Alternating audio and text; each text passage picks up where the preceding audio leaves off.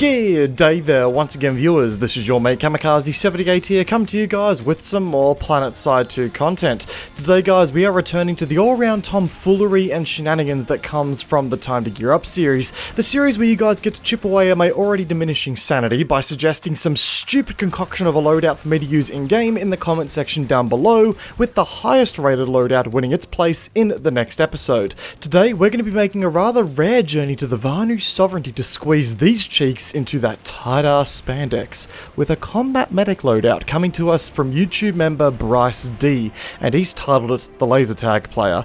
Being entirely honest, I don't think I'm going to be able to look at Vanu Sovereignty soldiers the same way ever again. They all just look like they're playing laser tag with their pew-pew weapons. Anyway, let's jump into the loadout and see what we are rocking today. Kickstarting things off is the primary weapon, and today we have access to, and some of you may have already recognized this weapon, but it's fair if you didn't, because quite frankly the sight choice that we are using in today's video is a bit of an eyesore on the weapon. It's the VE-LR Obelisk, the Generation 2 battle rifle available to most VS combat troops, and is quite the heavy hitter if you can land your shots properly. And right from the get-go, I just want to say that Bryce made me feel as though I was playing a game of laser tag. The Obelisk has no bullet drop and runs off of a heat mechanic, which is kinda how some laser tag weapons work in the locations around my area, and for God's sakes, the weapon's firing sound even sounds like it was recorded straight from one of my local laser tag arenas.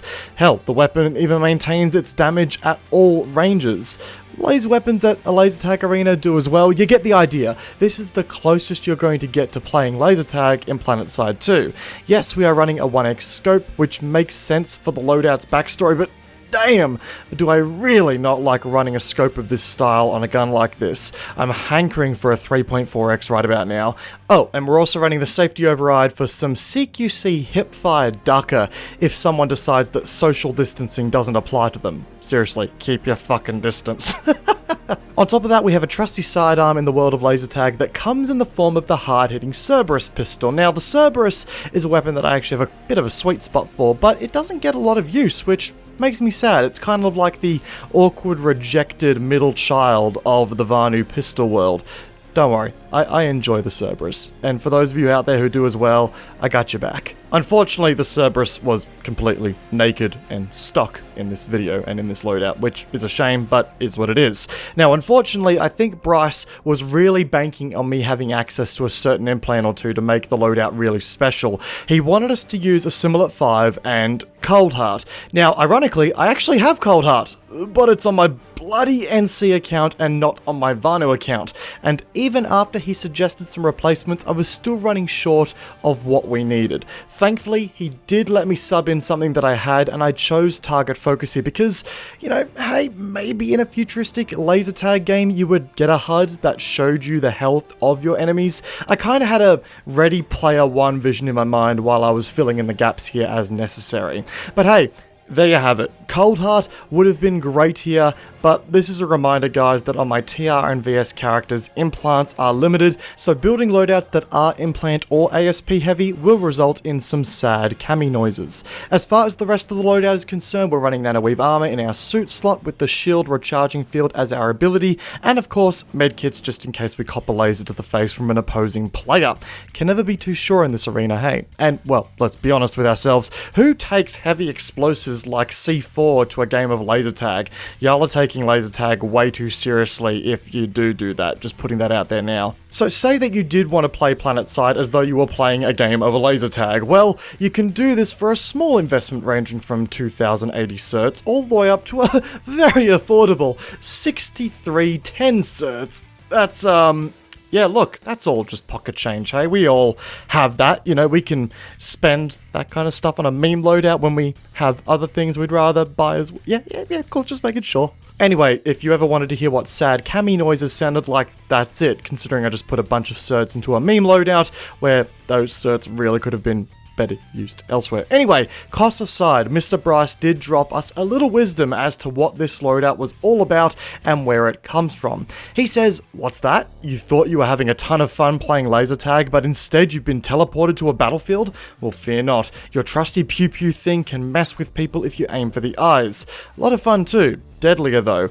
And look, can we all just take a moment to picture what a futuristic game of laser tag would look like? Imagine if it were like PlanetSide, man. Laser tag would become a new competitive sport of choice for me. But with all of that aside, this Pew Pew machine is without a doubt as close as you can get to feeling like you're playing in a weird futuristic laser tag match. Assuming you can set aside the constant explosions, the commanders screaming in your ear, and the panic of nearby allies as an enemy Bastion fleet carrier comes flying over your position. Personally, I tuned that out by just saying to myself, haha, gun go pew pew, as I racked up those new high scores and those headshots. The Obelisk was actually a very rewarding weapon to use in this way, and there were a few occasions in CQC where I thought I was as good as dead, only to slap my opponent around silly. If I was able to score headshots, my god, did the weapon really just show enemies who is boss, and you know, it showed them basically that quality is better than quantity at times. But if I missed a shot, well, then I did feel as though I had a fake laser tag weapon against some enemy Chungus running a Gauss Saw. Didn't end very well for me, but that high risk, high reward nature of the loadout really made those kills feel satisfying as hell. They felt earned. And hey, if I managed to score multiple kills in a short time frame with the weapon, then I kind of felt like a Terminator. Well, the Terminator's ginger Aussie cousin whose only relation to the word bulk is his beer gut, but, you know, you get the idea. Same concept, just different execution, that's all it is. But there's always one part of a loadout in this series that drives me up the wall most times, and in this case, it was only having a bloody 1x scope on this thing. Seriously, I've never used less than a 2x scope on the second generation battle rifles, unless it was for some testing purposes or for that thermal scope. And it showed. Every time I went to engage someone at range, I employed a more ghetto zoom, if you will, by simply leaning forward close to my screen to try and get the shots that I needed. Safe to say that my eyesight has probably taken some serious blows to its longevity in the making of this video, but hey, scoring headshots with a laser tag weapon would damage the eyes of those on the receiving end too, so eye for an eye, I guess? Huh? Okay, bad pun, I'll sing myself out. Overall, I really did enjoy the loadout. I wholeheartedly wish I had access to Cold Heart on this character because I feel as though it would have really improved this weapon. There was a huge issue I had with the Obelisk in the way I was using it where, you know, I simply kept overheating, which honestly doesn't really help when you're in a CQC environment with a battle rifle. But hey, by the same token, I guess I haven't given the developers my monthly reminder to make Exceptional Implants account-wide. So, yeah, devs, here's your reminder. Anyway, guys, if you have enjoyed today's video, a backhitting of the like button would be greatly appreciated. And if you guys find yourself backhitting the like button and you're new to the channel, consider backhitting that subscribe button whilst you're at it. It goes a long way to support the channel. As always, if you choose to support the channel further via a membership, that goes a long way as well. But you can also find all of my social media links in the description down below if you choose to follow me there as well, guys. There's a lot of content and news and just general chatting that you'll see on those platforms as well. As always, guys, I hope you enjoyed today's video. Peace out, and I will see you guys on the next time. Take care, guys. Have a good one.